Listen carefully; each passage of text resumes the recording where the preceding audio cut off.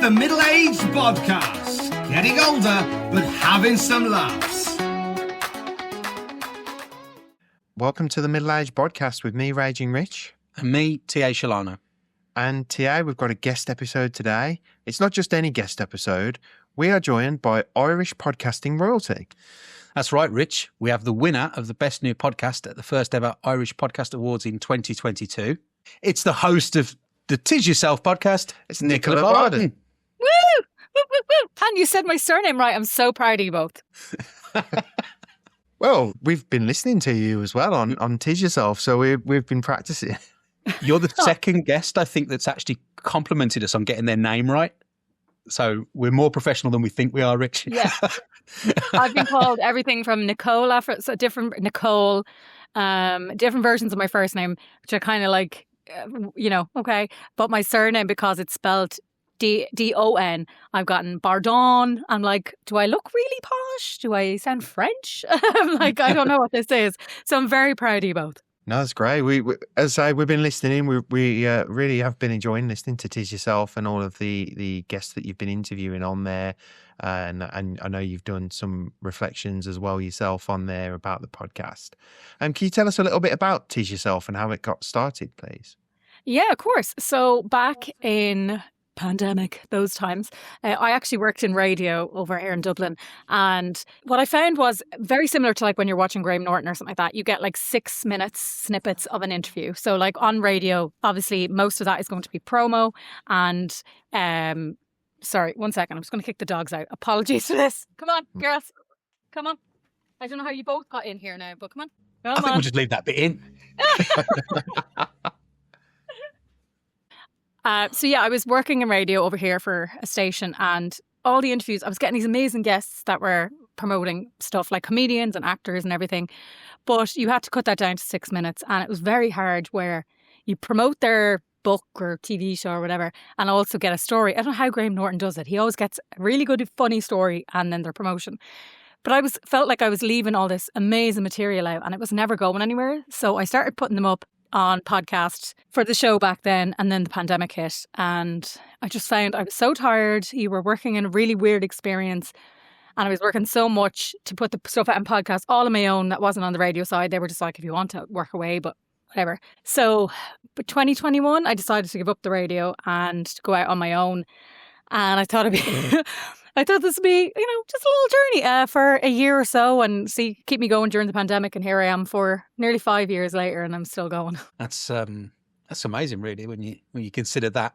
But more amazing than that is that you're obviously winning that Irish Podcast Awards and back in sort of 2022. I mean, that must have been, an incredible feeling. Tell us about that. Well, I can only tell you that I blacked out completely. It was a very strange experience. I went with a friend of mine who's also a podcaster. We'd never been to anything like this before. It was the very first ever podcast awards. And there was all these big names over there. Vogue and Joanne, who present My Therapist Goes to Me, were up, and a few other big names like that in Ireland as well. And I was up for Best New Podcast. And I thought, because they did like a third place, second place, first place. And I think there was like 8 of us or something. So I thought if I'm going to place, it'll be third place because there's much bigger names. So much so that one of the other podcasts that were there, these two guys, they present a podcast called Stall It. So we made a bet afterwards beforehand that if either of us won, and I was like, yeah, whatever, we'd mention each other in their speeches. So I was like, well, this is a great little free promo for me. If they win, I get a mention. Fantastic. And they said if you think you're going to win, to sit on the outside seats so that you don't have to climb across people. But I had absolutely no thought that I was going to win. So I was in the middle seat, in the middle of a really awkward aisle. Imagine a cinema. And then they called out my name, and my friend I just sat there, and she just grabbed and shook me. And I'm not one for getting weird or speechless or emotionless. I just sat there, and she was like, that's you. And literally shoved me, and I had to climb across people. I was like, I'm so sorry. I'm so sorry. I'm so sorry. And after that, I don't remember a single thing until afterwards. I was like, my friend has videoed it, and I still haven't watched it back. And that was 2022. I just can't, because I don't even know what I said. I know I mentioned the other podcast. I know I did that, but no recollection. But it was an amazing thing because, I'm an indie podcaster. I don't get sponsors. I don't have a big team behind me. It's just myself. So like yourselves, do all the work, you know what I mean? And that, for people who don't know, like, it's not only just interviewing and getting the guests, it's the editing, it's the promoting, which is my least favorite. It's all the admin that goes into it as well. And that takes up a lot of time alongside your main job. So I was seeing all these people with huge teams. There was like a newspaper there that had something like 30 people there that were there. If they won, the 30 people could go up on stage, and I was just me. And so it was like, there was a lot of other podcasts there that were smaller, and they were just congratulating me because it gave them the idea that like they're in the right place and that they could also win awards, and some of them did, and some won the next year. And it was so nice to see that it's not, you don't have to be a million followers, and you don't have to have all these subscribers, that if you're putting out good chats, that it can actually benefit people. It's all right. You're in good company though with that scenario, because I'm thinking back to a couple of famous people who've talked about that. One was Robin Williams when he won his Oscar for Good Will Hunting, where he said that time just went and he just shut down almost of what was being said, like you just described. But the other one where you said you sat in the middle of the row. Do you ever remember when The Office won its first ever Golden Globe and was hardly the British version, was hardly known in America, and Ricky Gervais and all of the crew were basically sat at the back, literally on a table, and the camera wasn't anywhere near them, and they were like struggling to get out. And they obviously now they're mega famous, but that was the same, where they were just totally unexpected, and it's hilarious to watch. So I think that's what that reminded me of when you told that story, which is. It must have been a real, like you say, come such a shock. I mean, did you get kind of like a bit of a feedback as to why they felt that yours stood out? They said, I spoke afterwards with the PR who was involved in the choosing and with the judges and stuff, and she said, you just picked the right interviews, you had good content, there was no pushing. I suppose a lot of podcasts come in with like set questions, you know what I mean? It's fine to have a list of questions. We all kind of have that. But I think sometimes, and you'll know yourself, you're listening to a podcast and it's almost like the presenter is not listening. So someone could say something mind blowing and they don't pick up on it because they're just staring at their next question. And so she had said to me, it was just like, she basically said it sounded like two of my friends sending voice notes and I was just listening in. And that to me meant the most because, you know, I'm not doing it to be famous. I don't really care if anybody knows who I am. It's more that I love to get a story of a guest that I don't know, and therefore I'm hoping other people don't know. And to see a side of somebody who's famous that you don't really see all the time. So that is kind of my thing. So it was really cool to hear that that's what they took from it as well. That, I would say that resonates with having listened. I was listening last weekend to your one with Simon Gregson. Yeah. But it came across just like a chat between two people who knew each other very well or had known each other a long time. It was so relaxed and like as an interchange to listen to.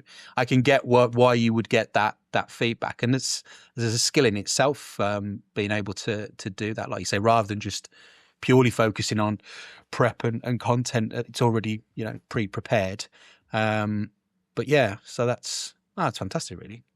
But it's even like you guys are listening to me now and answering in the moment, which proves that you guys do the same thing, you know? It's very distracting sometimes when a conversation is happening and you're looking going, how do I bring up that thing that I kind of want them to talk about? And sometimes sometimes you'll ask that question and they won't really expand on it. Whereas while you're talking here now, we could end up talking about something so random. Like you mentioned Simon Gregson there from Coronation Street. He was so hungover that day. So that made things so much funnier for me because he was lying on his couch with his phone over his head. And I kept thinking he's going to drop the phone on himself. And, it was so funny because we've all been there hungover and you're like, you just don't care what you're saying, and that made everything so much funnier to me. And he's, generally a very funny person. But I love hearing people like that where you're kind of listening and you feel like you're about to chime in. You're about to go, oh, would you stop? Or like that, as if they're your two friends. I love that feeling. And I know you guys would have had that with different guests where you feel really connected to them. It's all right. On that particular point with Simon Gregson, I've got to come in at that point to say what I loved about that particular bit, whereas he opens with saying he's hungover. And I'm pretty sure you were like, oh, well, what were you doing last night? And then he basically said, I was just at home. I opened a bottle of wine and it just went from there or something. And it was just like the complete, not a night out, night at home, basically just having a bit too much. That was quite funny. And I think that set the tone then for, what was a great conversation, really. Yeah, he has this bar out the back of his house he built during COVID, and he literally was like, "Yeah, so I didn't have to stumble home, I was all this," and I was like, "Oh, I'm so jealous. Tell me, how did you build?" And then we just had set up this tone of the conversation that, you find when that starts off like that, it's very hard then to go, "So tell me about your childhood." So you have to kind of go with the flow as it sets. You can't. If I was panicking and I was looking, going, "Oh my God, how do I get him to talk about this?" I'd nearly prefer if he just talked about his hangover for an hour and the crack that he had, rather than me try and steer him back uncomfortably. There's that interview, isn't there? I can't remember his name. It's the guy on Radio 1, and he's interviewing Mila Kunis, and he's talking to her, and he makes some reference to going to the pub and to the football, and she actually just embraces it and starts having this conversation with him about it. And he's inviting her to go with his mates, and he's got everybody telling him off, going, no, like, get back on track. And she goes, "No, I'd rather talk about this," because she's had, I think it was just like interview after interview. And she says, all we're getting is sitting here. It's the same question. It's the same question. It's nice just to have a conversation and an actual chat and actually learn about each other a little bit. And I know that went viral a few years ago. And I think that's the thing, isn't it? You have these conversations and you do want to, like you say, you don't want a list of questions. As a bit of a guide, it's fine, but you want to be able to have the actual conversation. And I think that's what happened with us with Liz McLaren. We ended up giving a tech support. Well, I ended up giving a tech support, didn't I? Because we couldn't get this to work for her on this, how we're recording today. And so I was literally there in a video call with her saying, "Oh, try this on your laptop, try this." And she's like turning it around, showing me her screen, and her husband's in the background going, "Do you need any help?" She's like, "No, I'm okay." Rich, we cannot keep trading off the Liz McLaren recording, especially not with Nicola here. That was a great chat. I listened to that chat. It was really good. I learned a lot from it because I actually didn't know half the things she talked about. Because I suppose with Liz, you think Atomic Kitten, you think number one singles, but I actually didn't know about the travel and the anxieties and stuff like that all went along with it. So, and then all the different ways she has to do things. And so I suppose that again is a different conversation because not many people were having that with her. And sometimes it's the guests like that, that aren't currently number one or they can't not in the cinemas at the moment. They're nearly the better ones because they're more likely to be more open rather than I have to stick to promoting my book because if I don't, the company, or bring, I've had guests who are like, you're talking about something and they're like, "That reminds me of my book." And you're like, can we just talk naturally? Doesn't all have to be promo. However, The Doctor's Hidden Patients and Escape from Batu Island by T.A. Sholano are still out now. It's true though, isn't it? Because I listened to your catch up with Sarah Jane Dunn, and it is just like two friends hanging out, having a cuppa and chatting, and she wasn't promoting anything. You're just talking about what she's been up to since you'd last interviewed her. I really like the fact that you both said it doesn't seem like it was February 2022. I know, because myself and Sarah Jane would keep in contact on the social media, like not off all the time, but like I would always respond to certain things that she put up, and she'd message me every so often about different things that I might put up, or she might see a guest I have and she's like, "Oh my God, that's amazing," or whatever. But like, yeah, when I searched back because I was doing the catch-ups, I was like, "Oh my God, that was over 3 years ago. It's nearly 4 years ago. We're so old." I was like, where did that time go?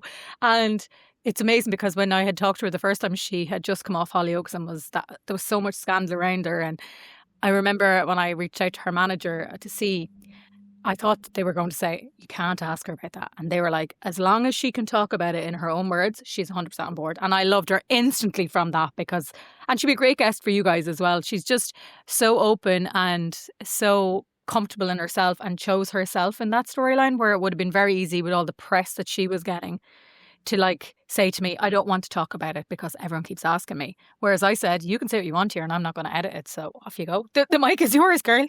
It's true though, isn't it? And sort of when you hear back, especially with some of the Hollyoaks actors, when they are talking about things and stuff like the calendars and none of them were paid for it to do these extra things. It's just, "Oh yeah, by the way, you're now doing this calendar. You're now going into these magazine interviews and having photo shoots," and they weren't paid to do them.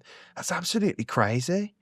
Oh no. And like, if you Google like 2000s Hollyoaks calendar or photo shoots from the like remember Nuts and Zoo, all those mags. If you like look at them and you're like, they're in next to nothing, and then they're judging Sarah Jane for making money off it. It's kind of like, come on now, that's a bit hypocritical there. And like, it would have been a hard time to be a young woman in those days because the newspapers, the magazines, and the people reading them. We can't blame like the papers and that wouldn't do it if people weren't, reading them. So you see that and you go, oh God, like it would have been so hard to be famous back then as a young woman. Like imagine being told in your job, oh, by the way, you have to get half naked and everyone in the country is going to see that, but you don't get any extra money. Like that's insane to me. Yeah, it's like, how did that ever get written into contracts almost, really? Oh. But yeah, so your podcast then recently hit the milestone of 100 episodes. Yes. What have been your highlights from that time? I always say one of my highlights was the interview I did with Matt Cardle from X Factor, which was in season 1, so way back in 2021. But I always say that one because it was kind of like the first time that I realised that I was doing a good job, because he felt really comfortable. Like he cried and he spoke really openly about his addiction and all he'd been through. And afterwards, when it ended, he was like, I'm sorry. He was like, I'm sorry for crying. I was like, absolutely not. Like we chatted a little bit afterwards. And he was like, I just felt really comfortable. And I felt then I obviously had done a good job. I wasn't making him cry and he was mad with me about it. It was because of the way that the conversation went.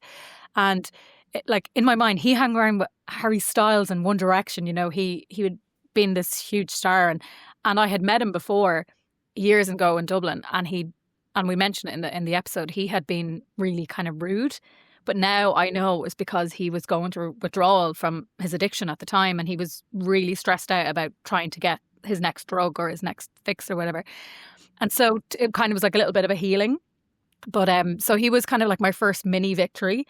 And then I always say, because I'm a huge Law & Order SVU fan, so like I have watched all 27 seasons. I watched this morning. I watched the latest episode that just came out in America. So I'm like, it's my favourite show of all time.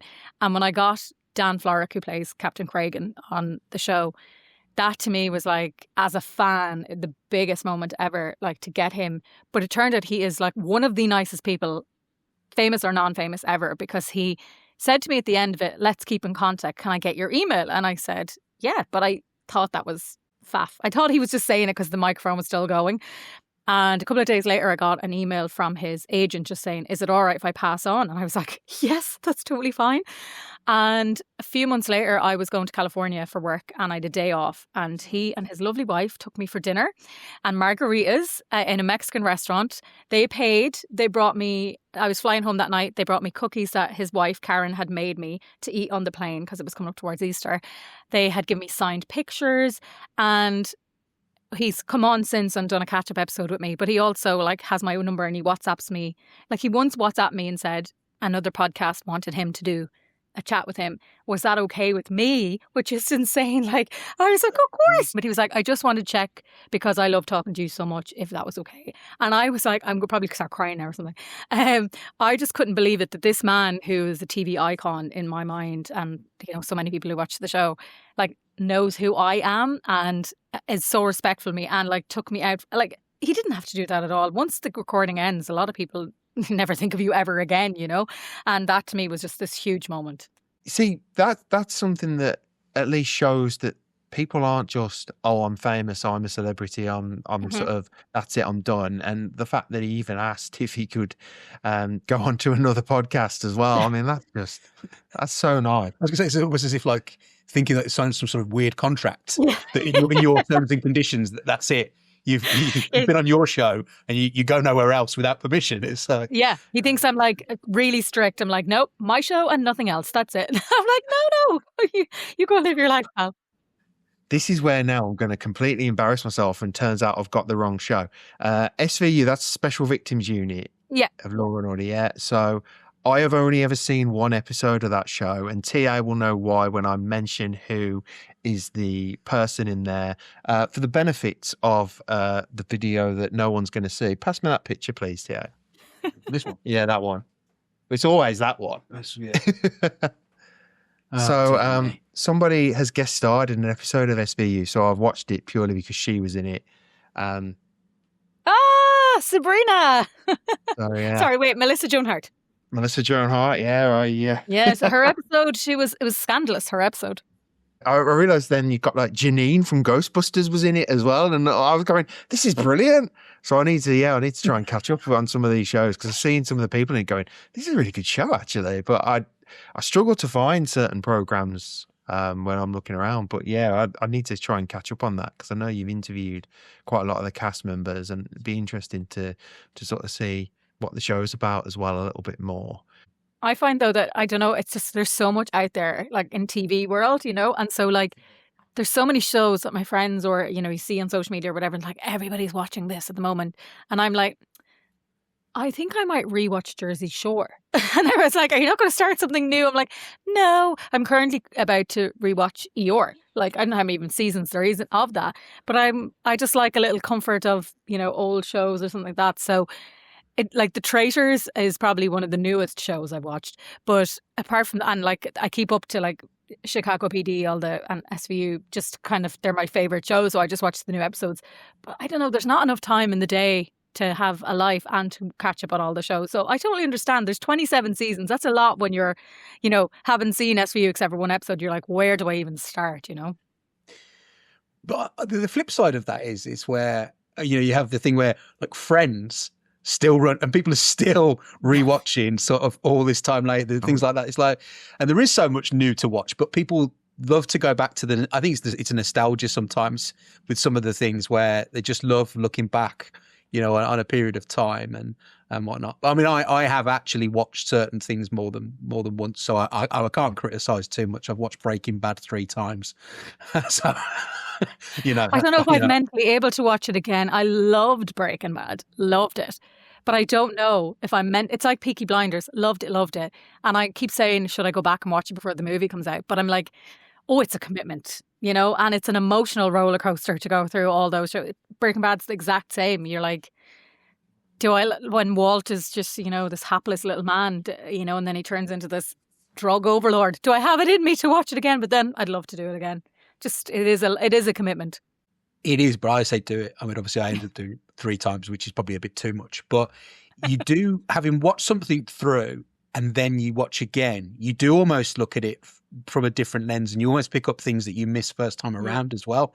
And you even get more out of it, weirdly, because some people say, what are you rewatching it if you watched it for? But weirdly, you pick up on bits that you never necessarily picked up on the first time. And so there is there can be a value in that. But yeah, there is so much to watch.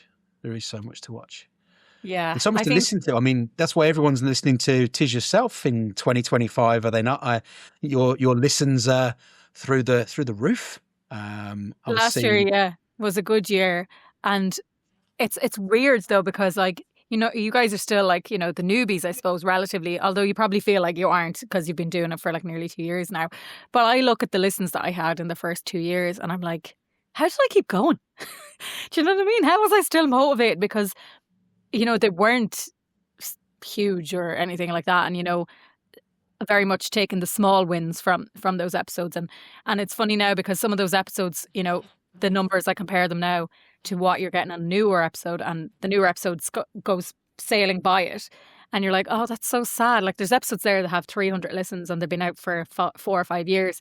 And it's just because podcasts are much bigger now than they were. And obviously my audience is a little bit bigger than it was. But it's also like, how do you get yourself heard? As you said, there's so many podcasts out there and everyone only has a limited amount of time. So usually it's a lot of people to do it on their commute, in and out of work or whatever like that. Maybe a walk with the dogs, on a Saturday or Sunday. But like usually your weekends are busy and you're not listening. I'm sure you guys notice that the listens are, for me anyway, during the week are always bigger than the weekend. And I used to release on a Saturday and then I realised that and I moved it to a Monday because it just seemed like people were listening on a Saturday and then no one listened on a Sunday because nobody has time. They're having a lie-in, they're going to meet their family, they're going to bring the kids to football or whatever. They don't have time to be listening to pods. And so if you've got, like, I can't even say how many podcasts I would follow, but if you're listening to, if you have 10 even in your playlists, it's a lot. That's like, 100, if it's 10 hours, like, per week, add that on. And if you miss an episode or if you don't get enough time. So And then as, you know, as more and more podcasts come out and more and more celebrity podcasts come out, and then TV show watchbacks, or like, you know, let's say with the Traitors, there'll be a Traitors podcast that's only a limited season. So people are listening to that every day afterwards to see if there's anything they missed. Yeah, it's a strange fear we're in. Sometimes it can just feel frustrating, and sometimes it can feel great. When you get a win, it's the best feeling. When someone says yes to coming on, or when an episode does really well, and sometimes it can be just like, why, God, why? I mean, I think the positive thing about it is because obviously there is so much. But even if people, you know, we've certainly said this as a, you know, sort of small podcast really, but, you know, even when you get, say, an episode does particularly well for whatever reason, or, you know, we just had a Christmas episode go out on Home Alone, you know, again, again, that's something that people we maybe relate to. And, you know, people listening in different parts of the world. But I think that's the amazing thing is it's still there. So you almost get that thing as well where something people go back and might listen in a random place at a random time later on. And you think, how strange is that? I actually saw somebody refer to that. It was the book you bought me on podcasting by Paul Teague, where he talks about suddenly somebody pops up in Brazil listening to an old episode. And so you've got that. So even if people don't listen every week now, because it is so hard, but if they do, you know, like your show, come back, if there's obviously in your show with a specific guest they might come for, or what, you know, you have got that option. But it is hard to maintain, like you say, some, you know, a consistent audience listening all the time with, you know, busy lives and the amount of stuff that there is out there, I suppose. Yeah, and I think it can be so easy to get wrapped up in numbers. I do it all the time, you know, and I'm trying to train my brain out of that to try and take smaller wins, as in, you know, like you said, someone listening in Brazil, like somebody listened the other day in Colombia, and I was like, how did you find me?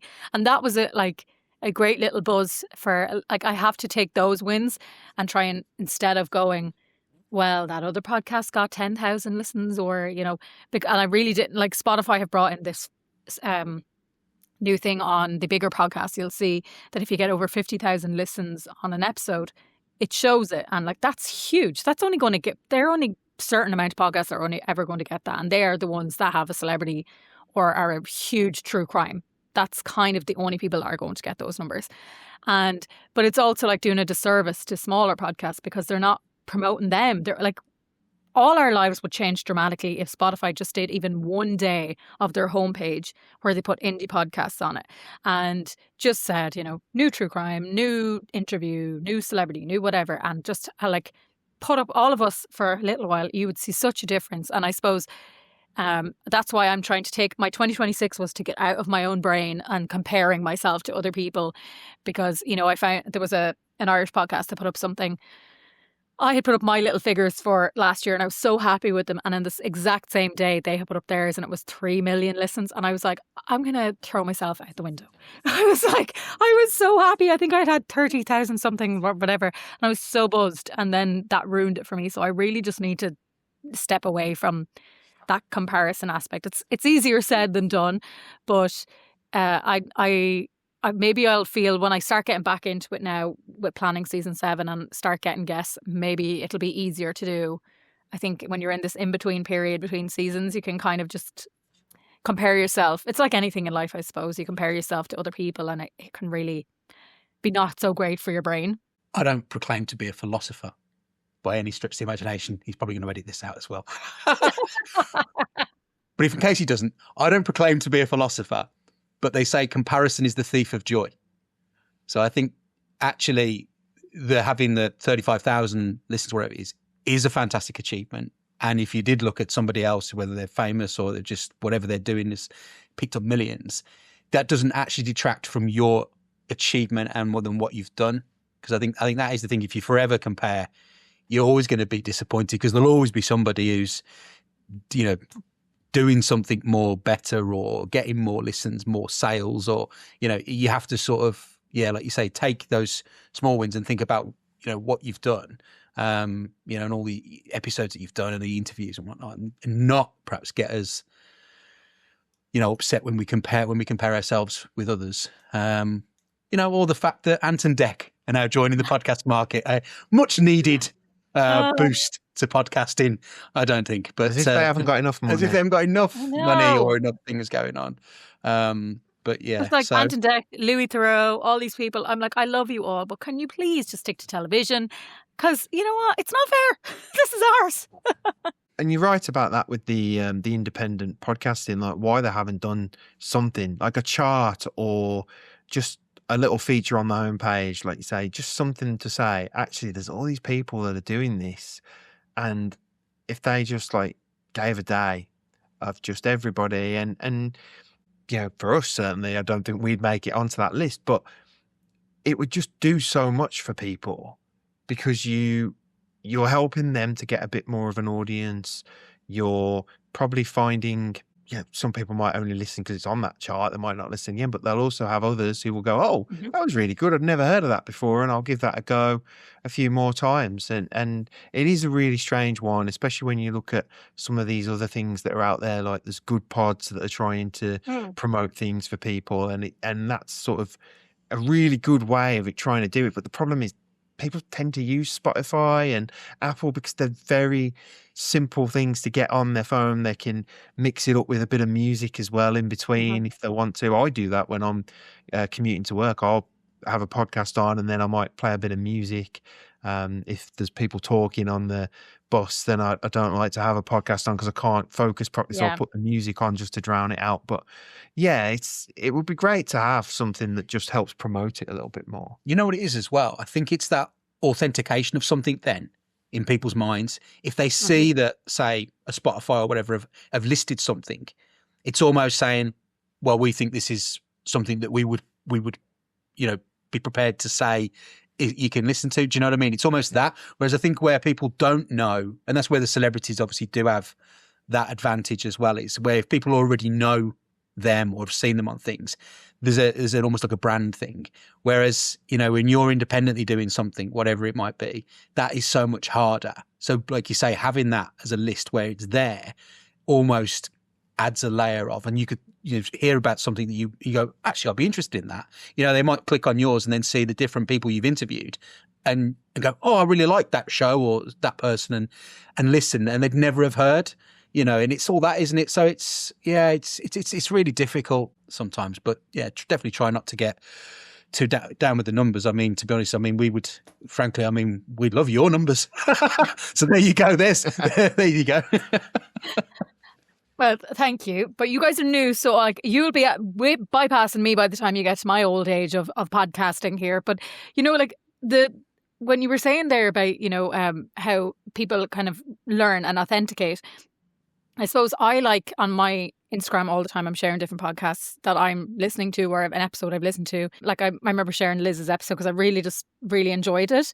And I suppose that way is giving people who follow me a chance to discover you. And I think that, I suppose, for me, that's such a simple way for people to discover. It's how I discover podcasts a lot of the time. You guys might put up a chat you've done with somebody and I'm like, oh, I don't know that person. And then I'll go on and I really like them. And then I'll go and look for that person on more episodes and different things.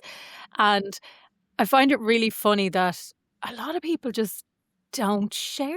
You know what I mean? Like, I think sharing is free. It's completely free. It takes less than 10 seconds to share something up on your Instagram story. And I find it really strange how few people actually do that. Like, if you love something and you really enjoyed it, like, granted, more than likely there's people in your circle that will too. So like for me, I'm like, if I really enjoy something, I'll put it up there. Or if I don't tend to love it, I'll put it up and say, well, listen, this was a 3 out of 10 for me, but if you love blah, blah, blah. And I find that way people will message me going, oh my God, really? I just started it. Do you think I should stick with it? Or, if it's a series or whatever. And that way people are discovering. And that's a mixture of bigger podcasts and smaller. I try and promote as many small podcasts as I can. I think it's so important because, as you say, the platforms are not doing it for us. So we might as well help each other out.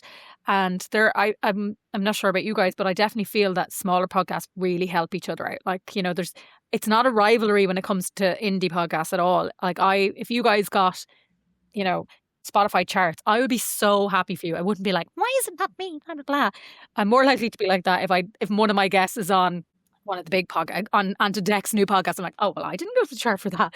But for you guys, if that happened, or for any of the other small podcasts that I support, I'm so happy for you. If you get a big guest, I'm like, that is deadly. That is so cool.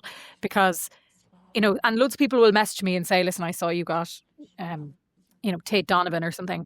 Any chance that you'd give me his agent's details, because I would love to have him on? And I'm like, yeah, 100%. Here it is, because I'll help.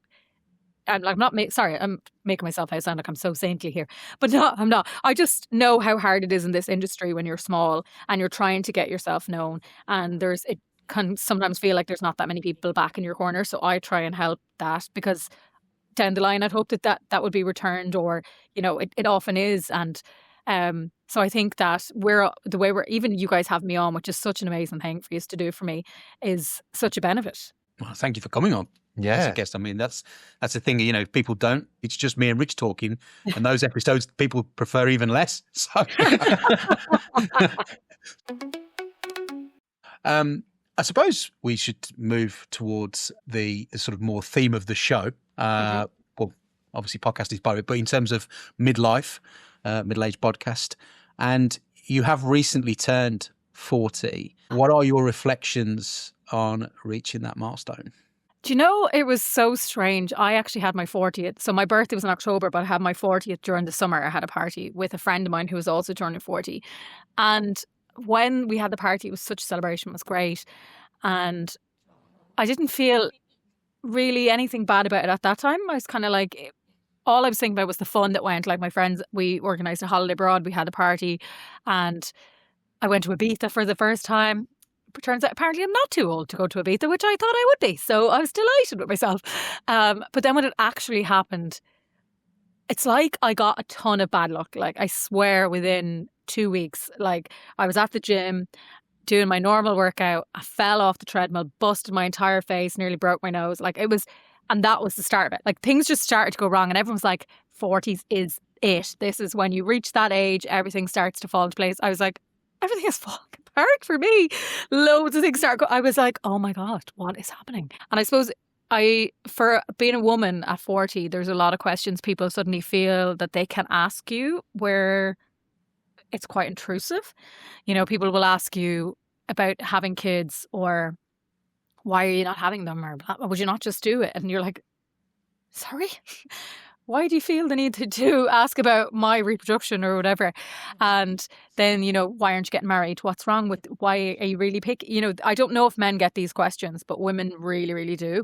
And I feel like, because I haven't ticked off the milestones of, getting married, buying a house and having a kid, mainly because I spend all my money going traveling and stuff like that, people have just started in the last couple of months been really like forward with those questioning, and I don't like, it's like they feel comfortable now that I've turned that age. I don't know, they never asked me really before that, so now it just feels strange. That's their take from me turning 40. That's strange though, isn't it? Because you mentioned that about being asked, oh, weren't you having kids, won't you get married? I've had that from my mom for years. I had that, and then that was literally just, I think people that I went to school with were getting married and having children sort of in their 20s, and I was getting that then from her. She stopped kind of saying it now, which is quite interesting. So she's gone the other way really with it. Maybe she's just reached the point of going, oh, it's not going to happen, is it? But yeah, it is a strange one, because it's your life. Like you say there, you want to go and do traveling. That's great. That's your decision. That's for you to go and enjoy your life the way you want to do it. That's surely what all of us should be aiming to do. It's not about sort of ticking off things that, say, are in society for us to sort of achieve. Yeah, I think that's exactly it. It's like, society says that we should achieve those things. I was just going to say, it was almost like it as well, that they almost look at it and go, oh, you're that age now. So there's like almost like a benchmark of, oh, you haven't done that, you haven't done that. It's almost like people then, you say, feel suddenly a need to ask something that they wouldn't have done before, but almost like it's not really for them to ask to some degree. I suppose, if you're in a conversation with somebody you know very well, maybe, but where other people maybe just throwing that in is a bit of a strange one, really. Yeah, and I just find it really odd. Like when you're single, let's say, no matter what age you are, people might just go, oh, anybody you're texting or seeing anybody. And that's, just like all ages, you'll get that or whatever. But to move so quickly from that to being like, are you having a baby? And I'm like, excuse me? Like, we're sitting in the pub having a drink or we're at work, and why is that coming up in conversation? Like, I'm not asking you, you've 2 kids, I'm not going, are you having a third? Are you and your husband getting on all right? Like, I'm not asking intrusive questions about you and your family. Why are you asking them about me? But also on the flip side of that, when people are going, oh, have you not thought about having kids or anything? Imagine if you turned around and went, well, actually, yeah, I have decided I'm going to go and do this and I'm going to get a donor or I'm going to adopt. They'd suddenly be going, oh, that's come out of nowhere. Like it's such a strange sort of way of asking these questions. And I mean, you could turn it round the other head and you could and say to that person, it's like, well, you got married at, I don't know, 22 or whatever, and you've had 2-3 kids. Do you wish you hadn't? You could almost flip it the other way, couldn't you? And nobody particularly does that, do they? So no. And then you could really upset them by saying, and if you were famous enough, I'd ask you that in a podcast, but you're not.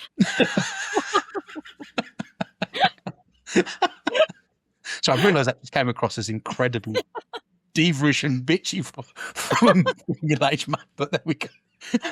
I'll keep that in mind. If somebody's particularly intrusive, I'll just turn that one on them. There we go. That's a bit of advice there. Oh dear, I'm not going to send me up books in Ireland doing this, am I? Oh, I don't know. It's funny because like it's an age where everyone told me when you turn 40, you just are like, you don't care anymore. And something about even myself and Sarah Jane talked about on my podcast, but when she was talking about turning 40 and now in her mid 40s, and she's so comfortable in herself. And in some ways you are so comfortable in yourself because I'm less likely to kind of go to things I feel like I'm very much training. I told myself when I turned 40 that I'm going to learn to say no. And that is something I'm really putting into practice.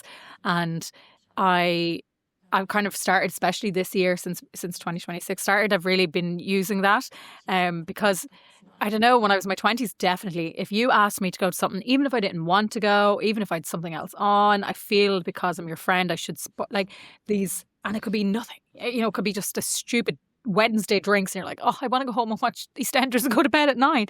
But, now I'm definitely a little bit more kind of pushing myself towards going, do you need to do that? Do you want to do that? If you don't, why are you going? And like, you have yet to crack the just saying no, I can't make it. I'm going, no, because I'm coming up with an excuse, but I need to just stop at no. I need to just learn that part. But I feel like that will be the one thing that I'm going to try and make a positive of turning 40. Because I suppose when we were younger, 40 seemed like a really old age. And I'm sure if I talk to, my cousins and, younger people in my family, they're like, that is a really old age. And then you get to it and you're like, I can still remember being a teenager. I can still remember all the emotions I went through. I can still remember Mom, you don't know my life, screaming when she was only in her 40s. And like, you think about that now, like my mom had 4 kids at my age, but like at my age, I was 16 for my mom. She was quite young when she had me. So like, I think that now I don't feel half as mature as I should be if I had a 16-year-old and 3 other kids. So it is a different era, but it's an era. I suppose it's probably a decade of learning, I reckon, ahead of me. I think the interesting thing with that as well is people seem younger now, I think, on that note, at our age than when we were younger. People seemed older. I think they even looked older. I don't know. And then you go a bit further, kind of in a post-war, and you look at people from sort of our age range then, they look about 80, Yeah. And it's such a strange thing. But I mean, I think it's one of those things where you do get to that point, and we're 3 or 4 years past that now. We're this is getting a bit desperate this now, shouldn't it really? But, and I think you're right. You do get to a point where you definitely care less about things. I think what you were saying there around the doing things is perhaps we've got more respect for time now we're older, perhaps, and managing that perhaps a little bit better. Whereas perhaps when you're younger, you feel like, you got all the time in the world. Whereas now it's, no, we've got to do this, got to do that. So you're trying to fit things in and prioritize, and maybe don't care as much about what other people think, I suppose. Yeah, I think so. And I also think that I come to appreciate people in a new way, because when you're in your teens, 20s, and maybe even early 30s, people are really around a lot. And by 40s, they're just not, their lives have taken over with kids or with, jobs or whatever. I always say to people, if you're buying me a present for like a birthday or Christmas, buy me an experience that we can do together, whether it's a concert or a play or dinner or a hike, whatever. You can't buy a hike, but you know what I mean? That kind of stuff. Let's plan something together, because I treasure one-on-one time, or one and two people time, or whatever. And I would have said, like, my younger sister always says to me, you've loads of friends. I'm like, I really don't anymore, because I have superficial friends, and you don't realize that when you're in your 20s, that there are people that are kind of only there for you when you're going out and stuff. And now I have been really just noticing, the last few months, that you have really good people, but you might have three. And that, when I was young, I would have thought that was a bad thing, that you only had three people that you could really count on, that were going to be there for you if you said, I really need you, and they'd be on the phone in a second. You would thought, I have 20 friends, I should have 20 people. But when you get to our age, all of that faff has kind of just started pushing away, and you realize that person I haven't heard. If I don't text them, or if I don't ring them, I don't hear from them. Or if I'm not going out, then they don't want to come out. If I say I don't want to drink, then they're judging me, or, this kind of vibe. And you certainly start realizing, you're like, it's nearly a good thing to let some friendships fall as you get to this age. And that's okay, because they were there for an era in your life, and they're not here for your future eras. And that's kind of something I'm definitely realizing as well. It's as I said, it's all about learning this at the moment. And in terms of going into your 40s, is there anything that you've not achieved that you'd like to? Yeah, like there's loads, obviously, the milestones. Like marriage was never a really big thing for me. I come from a divorced family, so I never really looked at this as the pinnacle of anything, really. I had always wanted a child, but I also was kind of realistic about it, because I was single for quite a long time. So what I have found funny is that if I vocalize that to people, when I was, my late 30s, and even now, I'd say, oh, well, I'm preparing for a life as an older woman who doesn't have a child. And they're like, don't talk like that. And they nearly snap me down and say, you're being negative. I'm like, no, I'm being realistic. I think it's better to be realistic about certain things. And like, I obviously, as I mentioned, I travel quite a bit, and I solo travel, and I've traveled in groups, and I've traveled with friends, but I do a lot of solo travel. So there's lots of places in the planet that I haven't been, and I'd love to go to. And certain places, I don't know if I've now aged myself out of them, you know what I mean? Like, I'm not going to go back in through South America on a €2 budget a day or anything like that. But there are other ways around those things. And I think I look at some younger people now and where they are in their careers, and like, life has changed from when we were in our 20s. And I wonder what I would have done if I was in my 20s now. Like, how would I have taken even my own job, or the podcast, or, my own life? But like, I'm not dead yet. I've got loads of time. Like, I want to do so much more. Like, I've been to Africa, and I would definitely want to go back. And I loved it there. So I'd love to go back to Botswana as my current top of my bucket list. But I think the best thing I ever did for myself was to go solo traveling, because I think if you've never done it, it's quite daunting. And maybe to do it for the first time in your 40s might be daunting, but it's actually the best experience, because you do everything on your own terms. You go to the place you want for breakfast. If you want to go to bed at 6 o'clock in the evening, and nobody is giving you any sort of shit. It's like, it's such a freeing feeling of it all. So I definitely want to do more of that. And like, I think, like, I'd love to own my own house, but in the same breath, I could have had the money for a deposit, and I spent it all taking 3 months off work going traveling. So I think if I see that money in my bank account again, suddenly I'm going traveling again. It's just, it's this inability to be serious and to stay tied down. I'm like, oh, a plane, let's go. Well, you say that about doing the travel on your own. I actually went away for the first time on my own in my 40s, didn't I, TA? And it was actually the first time I'd flown in like 10 years, because we went on like group holidays and stuff quite a lot. I say quite a lot, but actually with our group of friends, only a couple of times, but like with various different groups and things doing it. And I just hadn't been anywhere in a long time. And when I was with my ex, we were always talking about going on a holiday. It never happened. And then I just remember talking to my mum and dad the one day, and they were like, "Oh, why don't you go and do something by yourself?" I was like, "Oh, I don't know." And then in the end, got myself a new passport and went to Prague on my own. And of course, everyone's going, "Oh, you've got to go to the Charles Bridge. You've got to go and do all these different things." And I did go to the Charles Bridge because they filmed a Spider-Man movie there. But I ended up going to a place called, it was like the Steel Figures exhibition or something. Gallery of Steel Figures, that was it. I went to that because I found it online, and I ended up just like walking around. I got photos around my house of me stood next to these big statues of like Transformers and superheroes and things. And when I came back, I went, I probably should have seen some of the actual proper sites a bit more, shouldn't I? And everyone went, "Yeah, but you went and you did your holiday. You did the things you wanted to do." And I think had I gone with somebody else, I wouldn't have had that experience.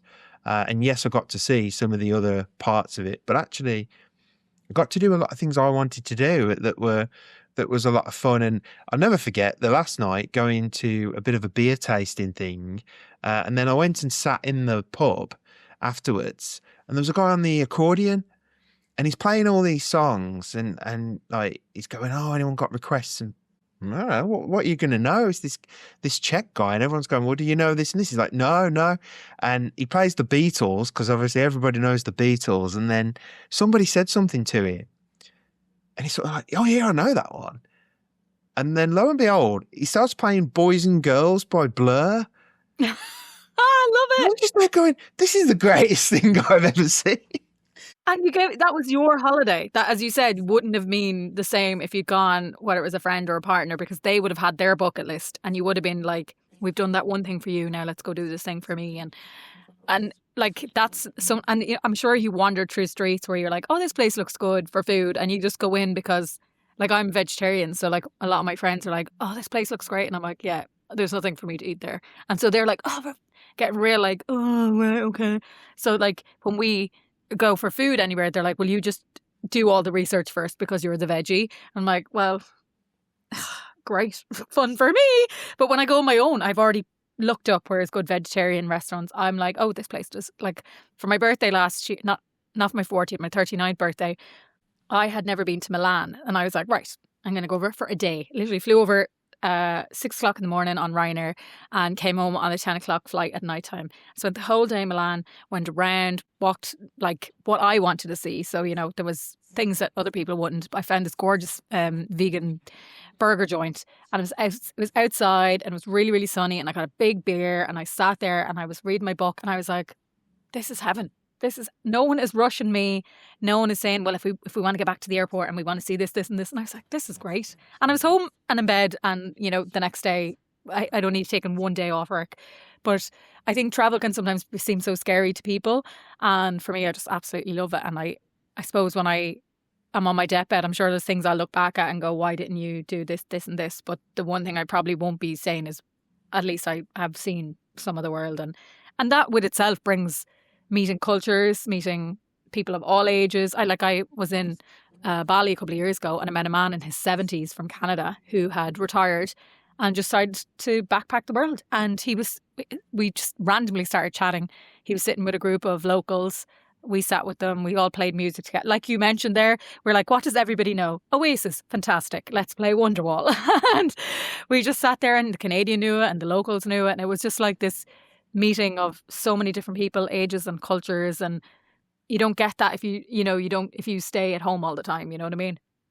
If you like spending money traveling, then obviously we would recommend a no-fly travel because inspired by our chat with Liz McLarnon, my wife and I have just been and done it a couple of months ago. We actually did Birmingham to Poland on the train return, which was quite an experience. And that's something I would say as well is actually quite an interesting thing to get a different experience of travel as well.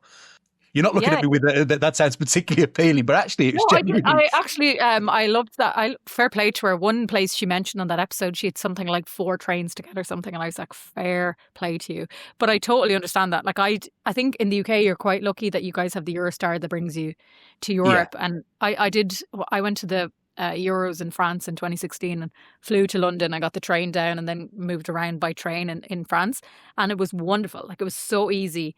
to do. Now, I think the trains in England themselves are quite expensive, but I think if I could get a train, you know, the way people do like interrailing and stuff like that, that's one thing I wish I'd done when I was younger, is gone interrailing. But I love that idea of just like not having to get a flight, because like as much as I love the convenience of it, I hate airports.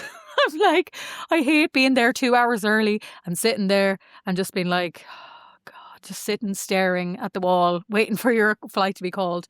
But I also, I'm a big environmentalist, so I totally understand, you know, Liz is obviously for a different reason, but like, I understand why more and more people would go and do what you did and get the train to somewhere like Poland. Like, you probably never thought you could do that.